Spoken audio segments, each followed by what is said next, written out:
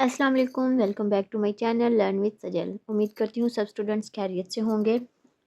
आज हम पढ़ेंगे BT 401 का लास्ट लेक्चर, जो कि 13 लेक्चर जो हमारा सेकंड लास्ट था उसका पार्ट 2 है, वो हम स्टार्ट करेंगे। ये हमारा लास्ट लेक्चर है। उम्मीद करती हूँ आप सब स्टूडेंट्स को ये सब्जेक्ट की समझ आ गई होगी, क्योंकि ये सब्जेक्ट बहुत ईजी और बहुत इंपॉर्टेंट सब्जेक्ट है।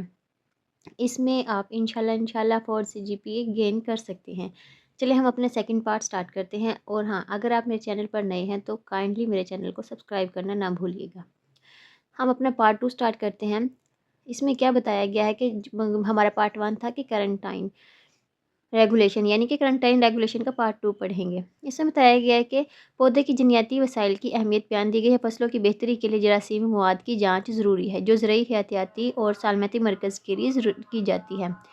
पाकिस्तान में प्लांट जेनेटिक रिसोर्सेज इंस्टीट्यूट और जर्म प्लाज्मा एवेल्युएशन लेबॉर्ट्री मुख्तलिफ फसलों, सब्जियों, दालों और पौधों की जन्याती वसाइल का बाकायदा जायज़ा ले रहे हैं। डेटा मैनेजमेंट लेबॉर्ट्री और जेनेटिकल मटेरियल को महफूज और मुतलका दारों तक पहुंचाती है। फील्ड जीन बैंक में फलदार पौधों को मुख्तलिफ इकसाम महफूज की जाती हैं।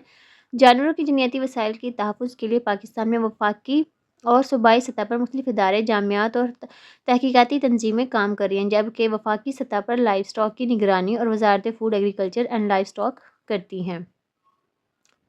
और नेक्स्ट इसमें बताया गया कि पाकिस्तान में कई यूनिवर्सिटीज़ वेटरनरी और एनिमल प्रोडक्शन की एजुकेशन देती हैं। एनिमल हस्बेंड्री और वेटरनरी साइंस में BS ऑनर्स और DVM डिग्री ऑफ़र की जाती हैं, जबकि मास्टर और PhD प्रोग्राम भी मौजूद है। मुख्तलिफ यूनिवर्सिटीज़ और इंस्टीट्यूट लाइव स्टॉक और पोल्ट्री पर रिसर्च कर रही हैं, जिसमें ब्रीडिंग, फीडिंग, मैनेजमेंट, रिप्रोडक्शन और हेल्थ शामिल है।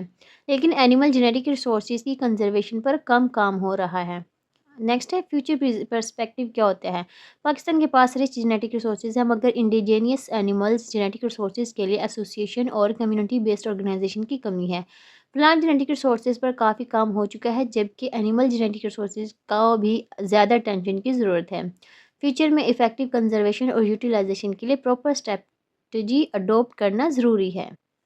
और यहाँ पर लाइव स्टॉक और वाइल्ड लाइफ ब्रीडिंग और कंजर्वेशन पर फोकस किया गया है। National livestock breeding policies बनाना में ब्रीडर एसोसिएशन स्टैब्लिश करने और ट्रेन ह्यूमन रिसोर्सेज डेवलप करने की ज़रूरत है। रिसर्च और डेवलपमेंट इंस्टीट्यूशन को स्ट्रॉन्ग बनाना और इंफ्रास्ट्रक्चर इंप्रूव करना बहुत ज़रूरी है। लोकल एनिमल ब्रीड का कंजर्वेशन के लिए जीन बैंक, रिकॉर्डिंग और एनिमल इंफॉर्मेशन सिस्टम डेवलप करने होंगे।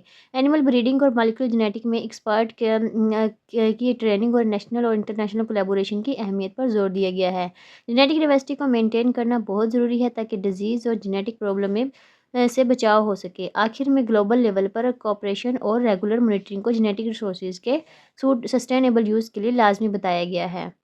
यहाँ पर हमारे BT 401 genetic resources and conservation के तमाम लेक्चर्स कंप्लीट होते हैं। उम्मीद करती हूँ आप सब स्टूडेंट्स को समझ आ गई होगी। तो काइंडली लाइक कीजिएगा, शेयर कीजिएगा और चैनल को सब्सक्राइब कीजिएगा। जज़ाकल्लाह।